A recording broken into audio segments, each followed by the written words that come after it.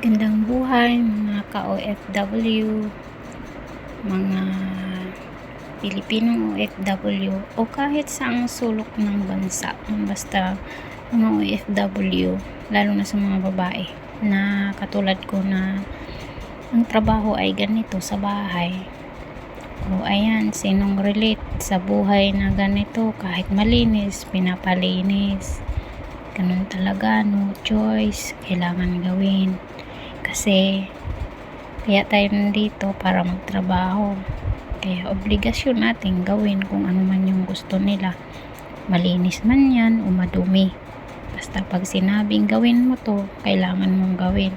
Kaya lang minsan kailangan mo ding magsalita sa kanila kung talagang nasobra naman sila, kasi hindi naman po pwedeng sunod ka na lang ng sunod sa lahat ng iuutos na alam mo naman na mali na. O, diba? Sinong relate yan? Kaway-kaway mga buntot. Ang hirap lang talaga maging mahirap, no? Kasi kailangan nating lumaban sa buhay. Kailangan nating lumaban ng patas. Kasi para na rin sa kinabukasan ng pamilya, lalo na kung may anak ka, tapos nag-aaral pa, kailangan talaga kayod kalabaw, kumbaga. Ganun talaga. Lalo na pag hindi ka maswerte sa ama ng nagiging anak mo. O, diba? Sarap pakinggan. Wala. Ganun talaga, pero kailangan mong lumaban ng para sa kanila.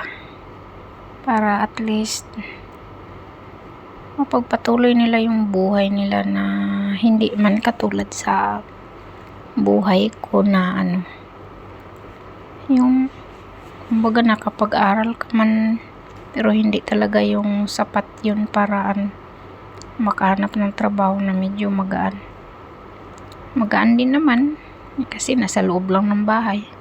Yun nga lang yung hindi mo hawak yung oras mo,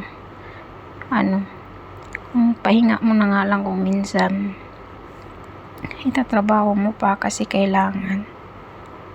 Minsan pa trabaho muna bago bago ka kakain, bago ka mag-almusal, kailangan pagising mo trabaho yan, diretso shoot sa trabaho. Kasi hindi pwedeng kailangan naman pagising mo kain ka na lang para kang tinalo mo pa ang amo. O, diba? Siyempre kailangan trabaho ka muna, pagpawisan ka muna bago ka kakain, bago ka bagong mabigyan ng lakas yung katawan mo, kailangan mo ng magpapawis. Wala ganun talaga.